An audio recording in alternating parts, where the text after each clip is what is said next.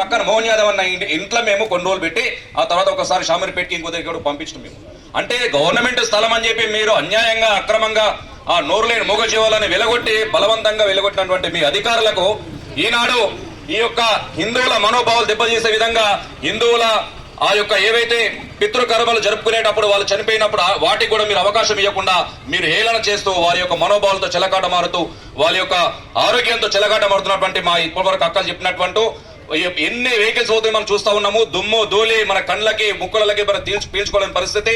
మన ground water pollute అవుతా ఉన్నది, గాలి పొల్యూట్ అవుతా ఉన్నది. ఎన్నిసార్లు ఎన్ని ఆక్షేపణలు ఎన్ని విన్నపాలు పెట్టుకున్నా కానీ కూడా ఇప్పటి వరకు సొల్యూషన్ కాలేదు. అన్న ఇంకో విషయం, దీని మీద మేము అప్పట్లో కూడా ఆర్టీ వేయడం జరిగింది. అంటే గోశాల విషయం ఆర్టీ చేసినాం మేము. దానిలో చాలా క్లియర్ గా ఉందన్న, మీ దృష్టిలో తీసుకొస్తా ఉన్నాము. 15 acres 29 గుంట, సర్వే నెంబర్ 198 199 అన్న. దాంట్లో ఇందులో ఒకటి ఏంటంటే ఒక సబ్ స్టేషన్ మాత్రమే ఉంది, ఈ గుడి ఉన్నది. And there are no proper orders for dump yard అని చెప్పి క్లియర్ గా రిటర్న్ గా ఉందన్న. అది మీ దృష్టిలో తీసుకొస్తా ఉన్నాము.